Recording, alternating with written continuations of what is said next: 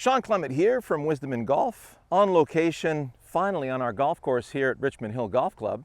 And it is July. We've been dodging a lot of storms, but we're finally out here. And we're going to talk to you about today the tennis ball on a string. This is in my video series, but I'm going to add a little something to it for you today. We're doing this for the juniors in our junior camp to make them aware of what centrifugal force or centripetal force is. And as we twirl the tennis ball, let's say I was going towards you right now. First thing I want to know is it twirling in your direction to start with? Now, talk about targeting. If I'm not focused on you, I could let go of this at any given time. I could let it go straight up in the air. And for most of you, you're thinking about going to the target, but then you think, well, I better pay attention to that ball, make sure I hit the ball properly. That would be this. So you notice it takes a lot of effort to take that out of its, orbit, already moving towards you, and I have to change its direction.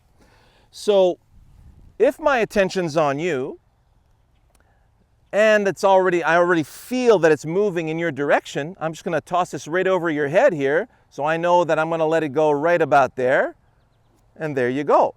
So that flew right over your head, and that's exactly how the golf swing really works. So if I were to take my 6-iron here, and I want to swing my club back and through towards you, I want to know first and foremost that my momentum is actually feeding in your direction. Right now feels like it's going to be feeding to your left. Don't want that. Come around a little bit more. Now it feels like it's feeding straight into the camera. So if I were to let this club go into the camera, obviously I won't do that, I would be letting go right at this point right here, and then centrifugal force would take over and pull it away from me into that camera. So when your attention's on target, then you really know when to let go. If your attention starts on target and then wanes off the target into, I've been having problems with my contact lately, I've been hitting the ground behind the ball, where would your focus be? There. So now you're getting ready to throw the club down here where the ball is. So first things first, pay attention to where you want the momentum to go. That way.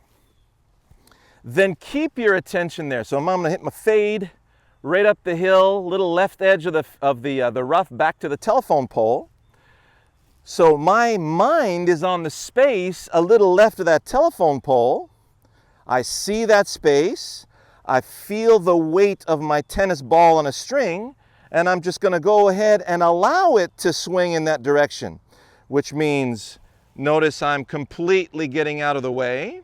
And here's a quick addendum, by the way. I used this the other morning with one of my students, and it really worked well. It's been working well with a bunch of students. I'm going to introduce it right now to you. Imagine you had one single sheet of paper slipped underneath each armpit. And you have just enough space for that sheet of paper. Now, keep it crumple free in both directions. In the backswing, still crumple free. Just crumpled it into my chest. Crumple free into the backswing. Still have only enough room for that sheet of paper. And then crumple free into the finish. If I go for the ball, well, I just crumpled that sheet of paper right into my chest. So, back to my target. Crumple free, crumple free. That means that my arm club unit is feeding nicely towards my target. My attention stays on the left edge of that telephone pole.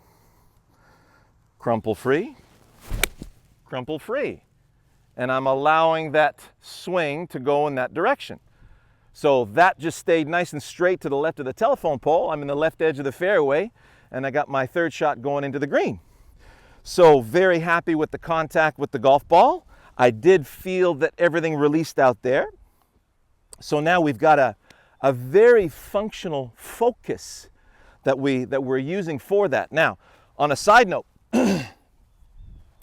you'll notice I can use the amount of intensity I need, right? So if, let's say, I wanted to do a short pitch shot, so I reduce the intensity, and I know exactly how much to give to get to a divot right there.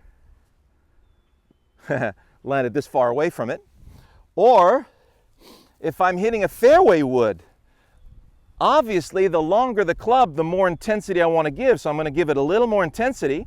And you'll notice that when it's a little too strong, you don't know when to let go. It's like it becomes way too difficult. It becomes less like you're redlining your engine. So you want some good intensity.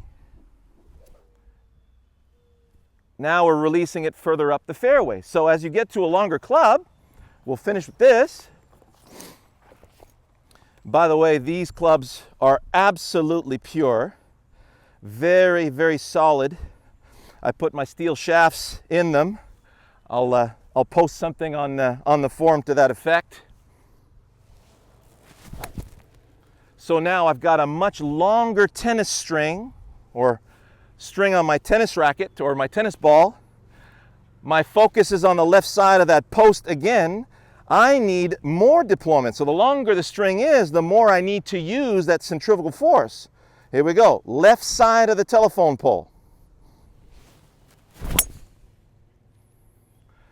Just a little right of it.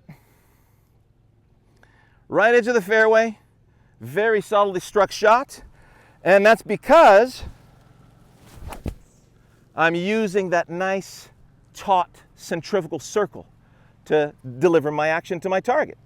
So I hope you enjoyed that. We'll see you in the next video.